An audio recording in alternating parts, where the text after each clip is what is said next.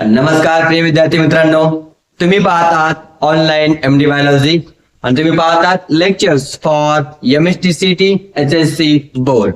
तर पहा, आपण चॅप्टर चालू केलेला आहे reproduction in lower and higher plants. त्यामध्ये आपण अँड्रोशियमचं स्ट्रक्चर डिटेलमध्ये आपण पाठीमागच्या लेक्चरमध्ये पाहिलं. ज्यांना कोणी व्हिडिओ पाहिला नसेल त्यांना आवश्यक तो व्हिडिओ पाहून या.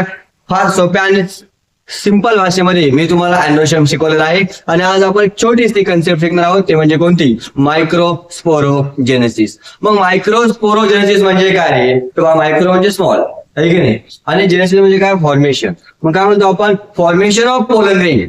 काय म्हणणार? Formation of pollen grain from pollen grain mother cell by the process of meiosis is called microsporogenesis. ज्या प्रोसेसद्वारे पोलन ग्रेन बनवले जातात त्या प्रोसेसद्वारे त्याला आपण काय म्हणतो रे? मायक्रोस्पोरोजेनेसिस. पहा आपण काय म्हणतो या ठिकाणी, तर formation of pollen grain, formation of pollen grain, pollen grain from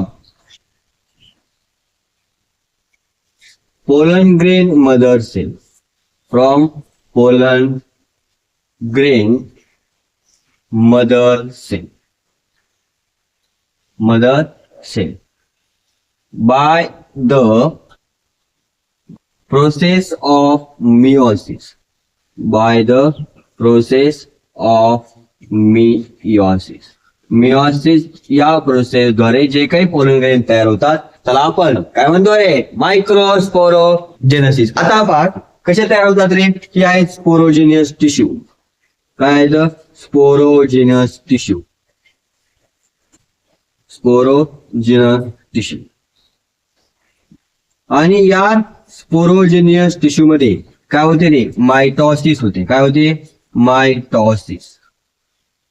आणि मायटॉसिस झाल्यानंतर त्या ठिकाणी काय बनणार आहे?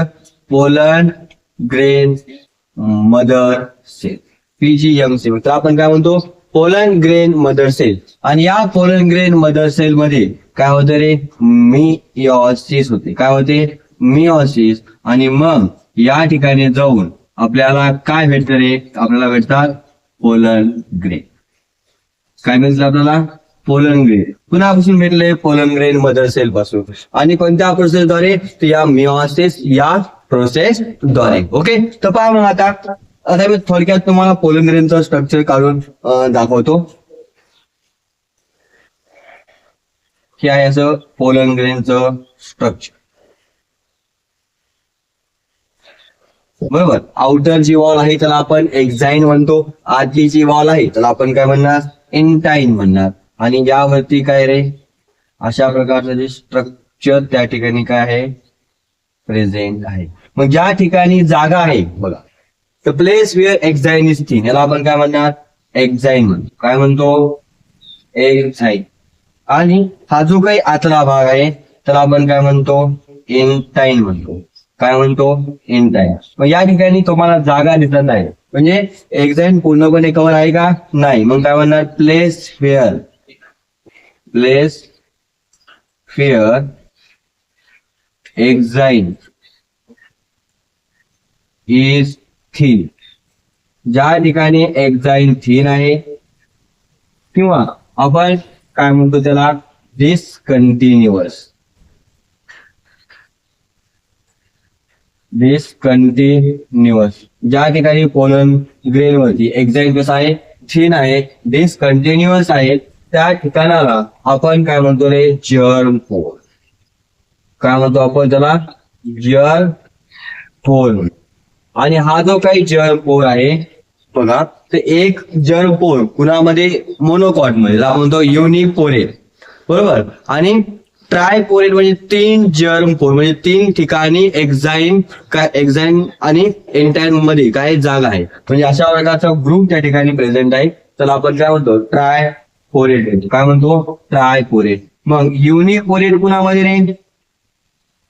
युनिपोरेट म्हणजे एकच जर्म पोर. काय म्हणणार आपण? वन जर्म पोर. एकच जर्म पोर आहे. कुणामध्ये म्हणजे युनिपोरेट मोनोकॉट मध्ये, कुणामध्ये मोनोकॉट मध्ये. आणि ट्रायपोरेट कुणामध्ये म्हणतो आपण, तर बघा या ठिकाणी तुम्ही ट्रायपोरेट, ट्रायपोरेट म्हणजे काय रे, त्या ठिकाणी आपण म्हणतो त्रिजल पोर. जे कोण आहे तर 3 जल पोर.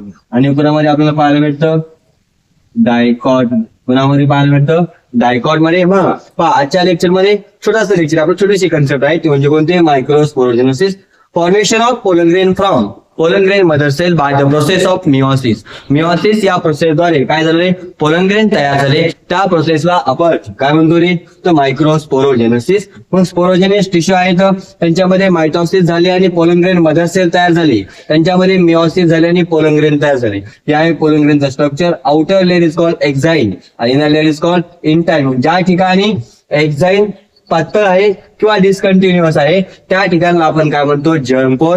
मग डिस्कंटिन्युअस, एक वेळेस डिस्कंटिन्युअस आपल्याला कुणामध्ये पाहायला भेटतं, मोनोकॉट मध्ये, तर आपण म्हणतो युनिपोरेट जर्म पोर. आणि ट्रायपोरेट जर्म पोर म्हणजे 3 जर्म पोर आहेत 3 ठिकाणी.